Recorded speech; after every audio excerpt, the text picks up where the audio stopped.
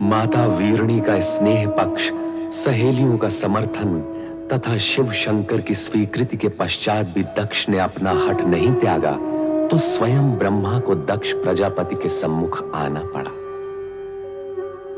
शिव का आश्वासन पाकर सती आश्वस्त थी, किंतु दक्ष की अनुमति के लिए ब्रह्मा जी को प्रयत्न करना पड़ा और वे इस प्रयास में सफल हुए।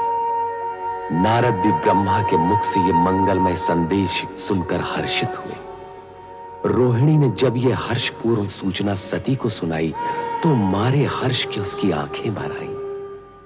तत्पश्चात ब्रह्मा जी के आदेशानुसार नारद सती शिव विवाह के लिए निमंत्रण देने सर्वप्रथम भगवान विष्णु के पास गए। दक्ष महल और कैलाश में विवाह की औपचारिकताएं आरंभ हुई। देवी देवता, अप्सराएं, सखियां सभी इस मंगलमय अवसर पर तन और मन से नृत्य करने लगे। उधर दक्ष महल में माता वीरणी वधू बनी सती की शोभा का बखान करती हैं और प्रजापति दक्ष के क्रोध को शांत करती हैं। चारों ओर दिव्य संगीत के स्वर मुखरित हो उठे। इस शुभ बेला में ज्ञान, भक्ति और वैराग्य के त्रिवेणी स्थल सदा शिव भी मुस्कुरा उठे।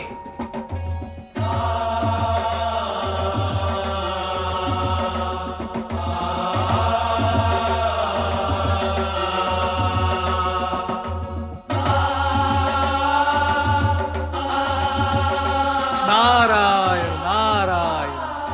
हे त्रिपुरारी, वर वेश में तो आप इतने मोहक लग रहे हैं कि भ्राता दक्ष की अन्य कन्याओं को देवी सती के भाग्य से ईर्ष्या होने लगेगी। दक्ष प्रजापति के भ्राता होने के नाते आपको उनके अन्य कन्याओं की चिंता भी अधिक रहती है। नारायण नारायण। वो क्या है प्रभु, मैं और परमपिता ब्रह्मा वर और वधू दोनों ही पक्षों से संबंधित हैं। इसीलिए एक पांव यहां और एक पांव वहां। श्रीहरि, यदि कुपित न हो तो एक प्रश्न पूछूं? नारद, भक्तों से कुपित होने का तात्पर्य यह है हमसे हमारे भक्त वत्सल संबोधन का छिन जाना। कहो, क्या कहना चाहते हो? प्रभु, आज महेश्वर भी अपना योगी रूप त्याग कर सांसारिक बनने की दिशा में उन्मुख हैं। श्री हरि, आपको सांसारिक रूप में देखने के लिए देवी महालक्ष्मी को और कितनी प्रतीक्षा करनी होगी? नारद, हर घटना का पता हमसे अधिक ब्रह्मा जी को रहता है। आप इन्हीं से पूछिए। अवश्य प्रभु, अवश्य। परमपिता ब्रह्मा, कृपया ये बताएं, निकट भविष्य में किसका विवाह होगा? कौन वर होगा, कौन वधू? पुत्र नारद, जो हो रहा है उसे देखो और आनंदित रहो। तुम भविष्य की चिंता में उलझकर इस सत्य और सुंदर वर्तमान के सुखद क्षणों को मत गंवाओ। किंतु पिताश्री। पुत्र, भावी घटना के विषय में किसी को बताना विधि के विधान के विरुद्ध है। उचित है पिताश्री। नारद, कदाचित आपको यह ज्ञात नहीं कि किसी के विवाह पर किसी अन्य विवाह की चर्चा करना नीति के विरुद्ध है। श्री हरि, इस अज्ञानी को क्षमा करें। नारायण नारायण। पुत्र नारद, बारात से पहले हमारा दक्ष महल पहुंचना आवश्यक है। जामाता के नाते आज हमें शिव शंकर का स्वागत करने का पुण्य अवसर भी प्राप्त होगा। जो आपकी आज्ञा पिताश्री।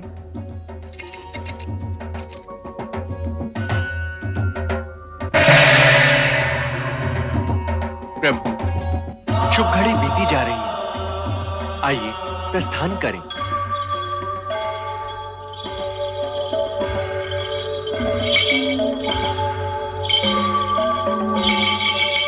जय शिव शंभू।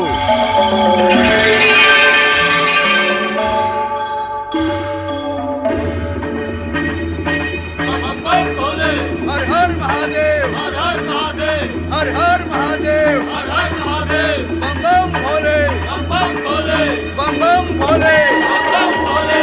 हर हर महादेव, हर हर महादेव, हर हर महादेव, बम बम भोले, हर हर महादेव, हर हर महादेव, हर हर महादेव। बधाई हो महाराज दक्ष प्रजापति। पुत्री सती के वधु बनने की आपको बहुत बहुत बधाई हो। आज राजा दक्ष का वो स्वप्न पूरा हुआ है जो किसी कन्या के जन्म के साथ माता पिता के नयनों में जन्म लेता है। महाराज जी ने अपनी कन्या के लिए वर चुना भी तो कैसा, जिसका तीनों लोकों में कोई पर्याय नहीं। अति सुंदर, मनहर, निर्मल, निश्चल, भोले शंकर।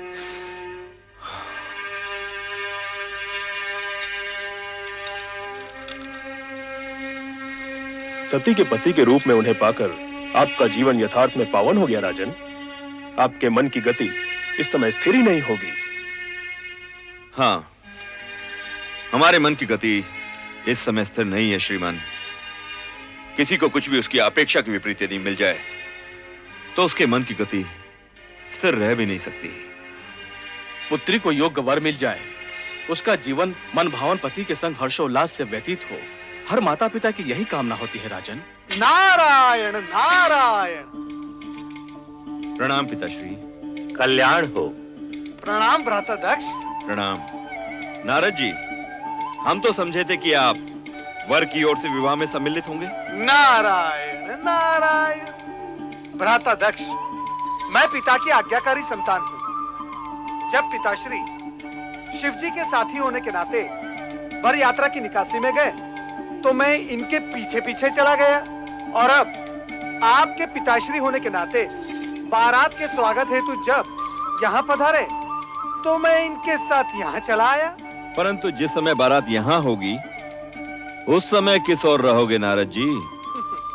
नारायण नारायण। पिताश्री बारात आ गई है। पधारिए पधारिए भ्राताश्री, पधारिए।